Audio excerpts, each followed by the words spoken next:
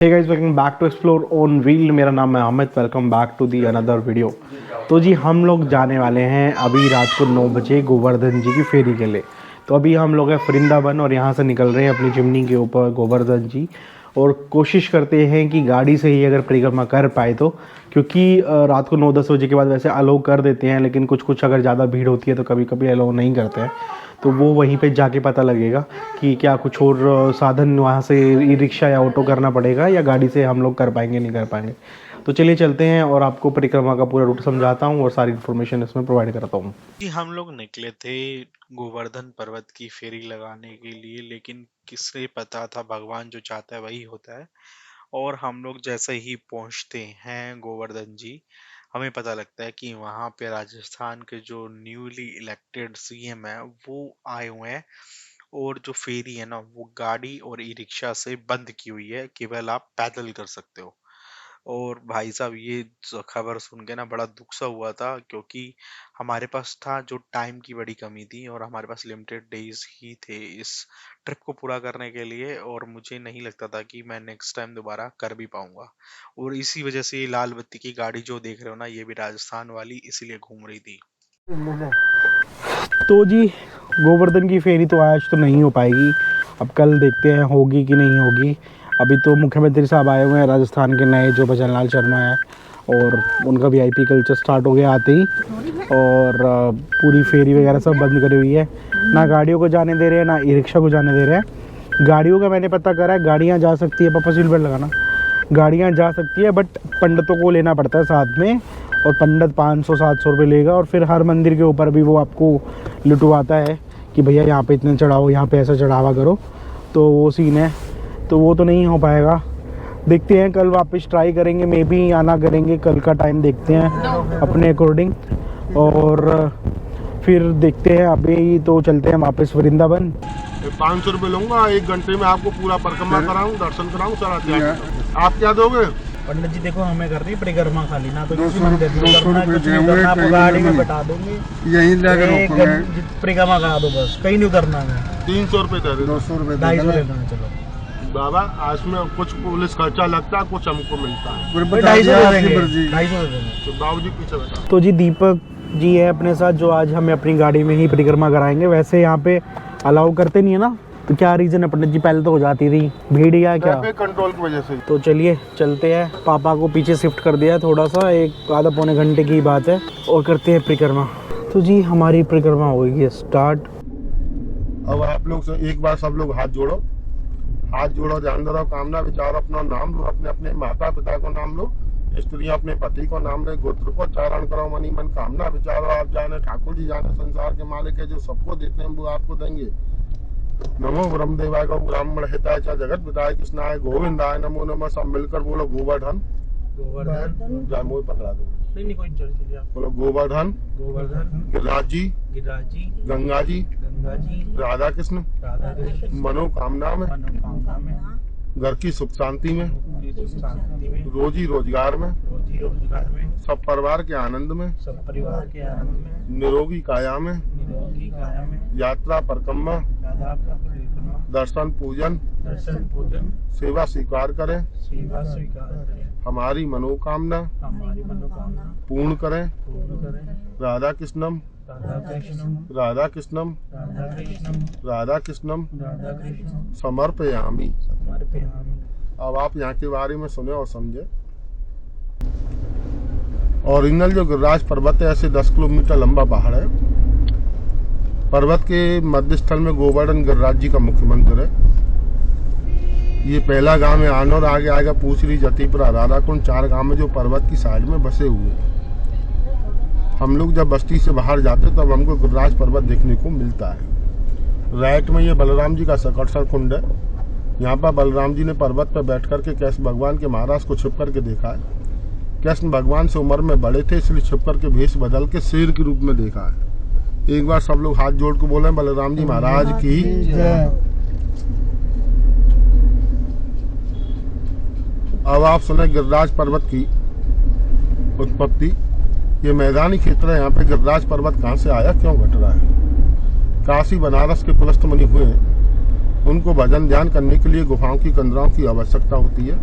और वे हिमालय पर्वत पे जाते हैं, द्रोणागिरी पर्वत को बोलते हैं कि आप अपने पुत्र गिरिराज को मुझे प्रदान करें, मैं उनकी गुफाओं में कंदराओं में बैठ करके भजन ध्यान करना चाहता हूँ। देखो ये राइट में पर्वत दिख रहा है, इसी पर्वत के चारों तरफ परिक्रमा लगता है। दिन में देखा था तो ये रात में देखा रात में ना दिखा। मन की इच्छा थी 2 दिन बाद करा। कल भजन लाल जी आ गए, मन की इच्छा पूरी हो गई। कल वापस गए खाली हाथ। गोर्धन ना दिवाई गोर्धन बोला तेरी मन की इच्छा पूरी हो जाएगी। ज्यादा ऊंचा नहीं है पटना जी ने, छोटा हाँ, मतलब वो मैं कहानी बता रहा हूँ आपको, सुने।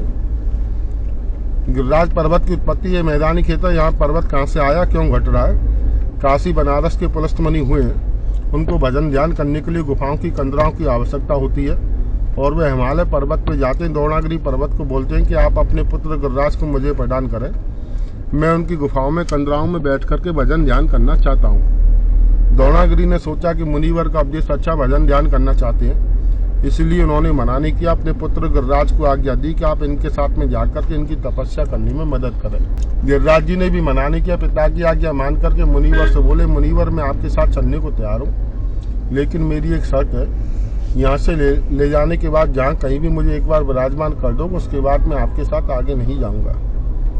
मुनिवर ने शर्त स्वीकार की। गिरिराज जी ने अपना छोटा रूप धारण किया, उसको सीधे हाथ पर रख करके आकाश मार्ग से बनारस के लिए जा रहे थे, लेकिन प्रकृति को, ईश्वर को और ही कुछ मंजूर था। रास्ते में उनको लक्षणका लगती, जिसके वेग के कारण उन्होंने गिरिराज पर्वत को यहाँ विराजमान किया और लक्षणका करने चले गए। शुद्धिकरण करने के बाद लौट के आते हैं तो देखते हैं गिरिराज पर्वत ने अपना विशाल रूप धारण कर रखा है। उस विशाल रूप को देख करके मुनिवर बोले, अरे गिरिराज तुमने ये क्या किया, मैं आपको अपने साथ में बनारस लेके जाना चाहता हूँ, आपने यही इतना विशाल रूप धारण कर लिया, अब कैसे लेके साथ चलूंगा।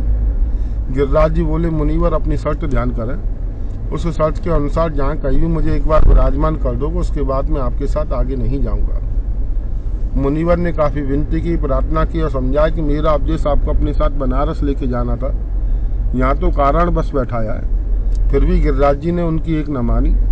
तब मुनिवर ने क्रोध में आकर के श्राप दिया कि आपको अपने विशालकाय आकार पर घमंड है, इसलिए मैं तुमको श्राप देता हूँ, आप एक तिल रोज घटोगे, एक दिन धरती में विलय हो जाओगे। इतिहास बताता, पहले गिरिराज पर्वत की इतनी ऊंचाई थी कि पूरब में सूरज निकलता था तो पश्चिम में 20 किलोमीटर तक छाया रहती थी, लेकिन श्राप के कारण पर्वत की ऊंचाई कम होती जा रही है। ऐसा भी माना जाता आने वाले समय में गिरिराज पर्वत धरती में विलय हो जाएंगे।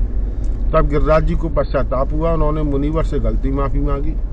गलती माफी मांगने पर मुनिवर बोले, अरे गिरिराज मेरा श्राप मिथ्या तो नहीं जा सकता, लेकिन मैं तुमको एक आशीर्वाद देता हूँ, द्वापर में जब विष्णु अवतार कैसे भगवान के रूप में धरती पर मनुष्य लीला करेंगे, तब आपकी गिरिराज पूजा कराएंगे और कलयुग में आपकी मान्यता बढ़ेगी। इसीलिए कृष्ण भगवान ने मुनिवर का वचन रखने के लिए इंद्र की पूजा छुड़ा करके गोवर्धन पर्वत का पूजा कराया, दूध दही से स्नान कराया। बोलिए गोवर्धन महाराज की जय। इस गेट से आगे राजस्थान सीमा लग जाती है और एक गांव जो पूछरी का लौठा मंदिर राजस्थान सीमा में लगता है।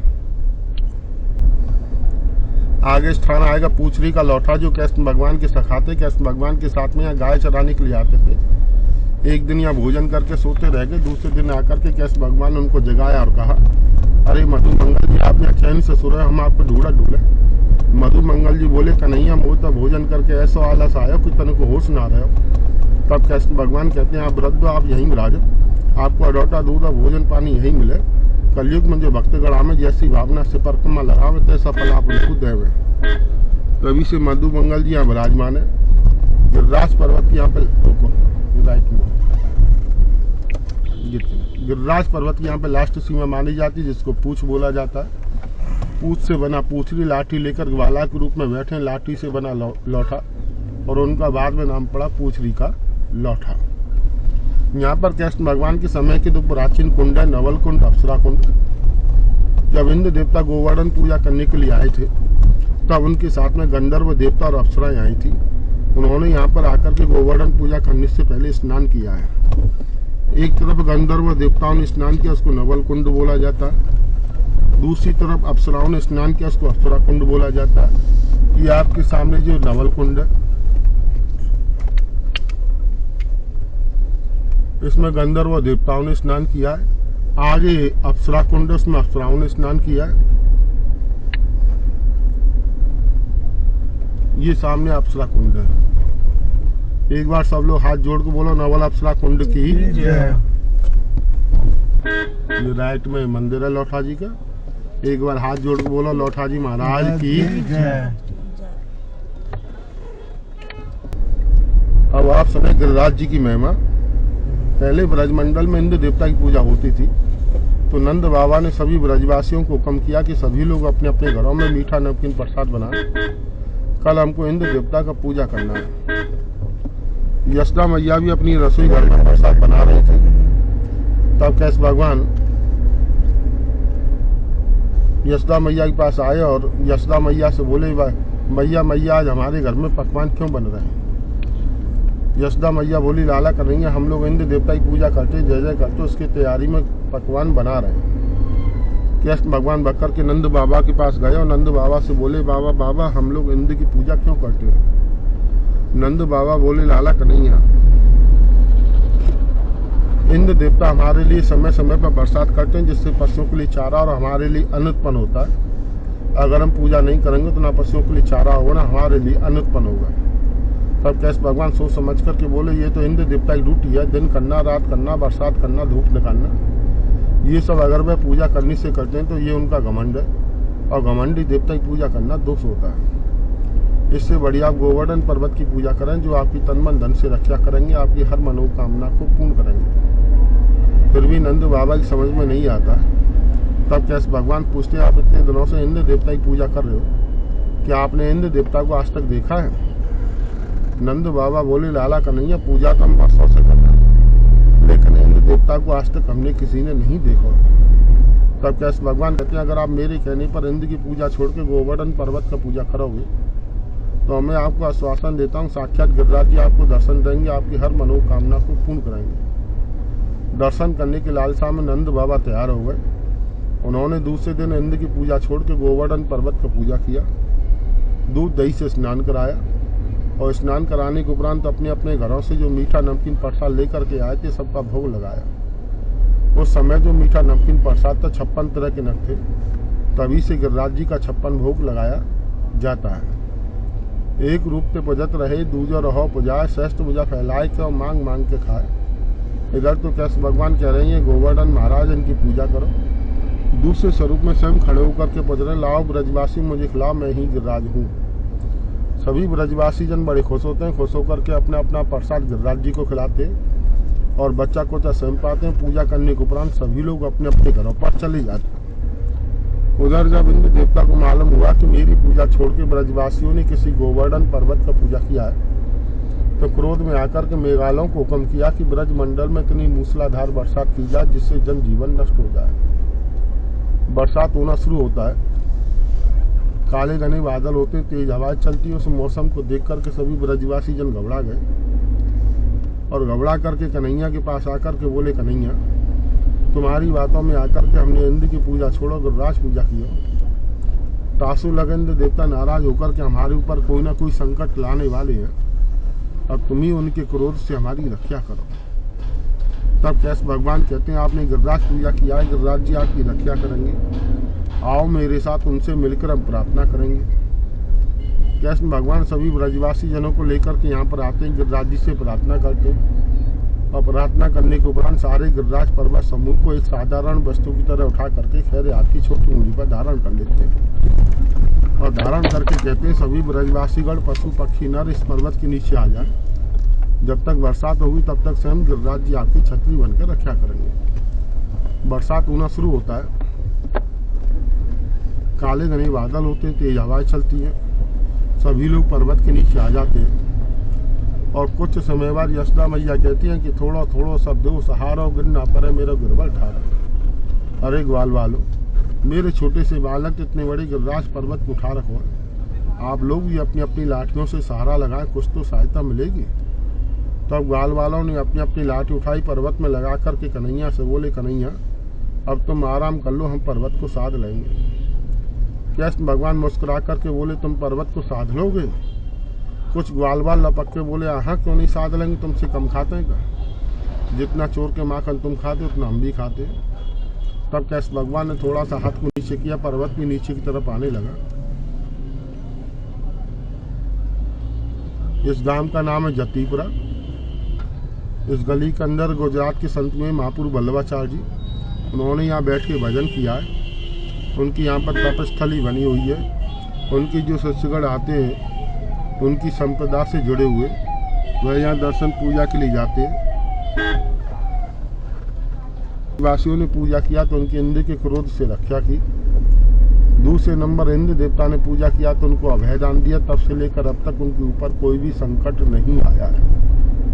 और तीसरे नंबर जिस किसी भक्तगण ने भक्ति भाव से गिरिराज जी का दर्शन पूजा परिक्रमा किया है, उसका भी हर मनोकामना पूर्ण हुआ है। तभी से दीपावली की बात पड़वा को जो गोबर का बना के गोवर्धन पूजा किया जाता है, वहाँ आप लोग नकल बना के पूछते हैं, असल गोवर्धन महाराज का दर्शन पूजा परिक्रमा है। बोलिए गोवर्धन महाराज की जय। तो जी हमारी जो परिक्रमा ना वो हुई है पूरी। तो बस मेरे को एक ही चीज़ में प्रॉब्लम लगती है, मैं इसीलिए अवॉइड करता हूँ कहीं पे भी किसी पंडित जी को लेना या कुछ भी लेना। उन्होंने बहुत अच्छे से हमारी परिक्रमा कराई, सारे मेरे क्वेश्चंस के जवाब दिए, सब कुछ दिया। बट आखिरी में क्या करते हैं ना ये लोग, मतलब जब आपकी कुछ भी मनोकामना होती है, जो भी आप श्रद्धा करने आए हो, वो पूरी हो जाती है, तो पूरी करने से पहले एक वचन दिलवाते हैं कि भगवान जी जिस चीज़ के लिए मैं परिक्रमा करने आया, जैसे मैं गोवर्धन जी की करने आया, तो गोवर्धन जी मेरी मनोकामना जब ही पूरी करना जब मैं पंडित जी का सेवा करूं, दान करूं, भोजन करूं, ये करूं, वो करूं, मतलब मैं मेरी मनोकामना तभी पूरी करना। उसके बाद उनकी अगला वचन होता है कि अब दो चीज़ दान, आपकी श्रद्धा है, आप 1100 दो, 2100 दो, 5100 दो, 11,000 दो, जो दो। तो बंदा यहाँ पे फिर ना फंस जाता है। बहुत गरीब लोग भी मारे जाते हैं, फिर ये लोग बेइज्जत भी करते हैं। ये पंडित जी बहुत ठीक थे, बेइज्जत नहीं करा इन्होंने। पापा ने 20, 25, 21, 51 रुपये दिए, चुपचाप उन्होंने रख लिए। बट पूरी जो इमेज थी इनकी, वो आखिरी में आके थोड़े से कुछ पैसों के लिए वो खराब हो गई। जबकि हमने पहले से ही इनकी जो सेवा देनी थी, इनको सब कुछ दिया है, सब कुछ फाइनल करके ही इनको साथ में लाए थे परिक्रमा पे। आई थिंक ये थी पहली जिमनी जो गोवर्धन जी की परिक्रमा करने आई है। बट मैं खुश हूँ कि मेरी जिमनी गोवर्धन जी की परिक्रमा कर पाई और हमारी फैमिली साथ में पूरी परिक्रमा कर पाई। चलिए चलते हैं, मिलूंगा नेक्स्ट वीडियो में। आई होप सो आपको ये वीडियो पसंद आई होगी, सारी इन्फॉर्मेशन पसंद आई होगी। मैं कोशिश करूंगा ये मैप जिससे मेरे को गाड़ी से इन्होंने कराया है, ये मैप बना के मैं लिंक नीचे पॉइंट आउट कर दूंगा, कोशिश करूंगा। बट श्योर नहीं हूँ बन पाएगा नहीं बन पाएगा। अगर बन गया तो मैं आप लोगों को बिल्कुल शेयर करूँगा। इस पर आप पूरी परिक्रमा कर सकते हैं, आपको कोई पुलिस वाला नहीं मिलेगा, कुछ नहीं मिलेगा, कोई गाड़ी नहीं रोकता है। मिलूंगा नेक्स्ट वीडियो में, तब तक के लिए bye bye, take care, drive safe.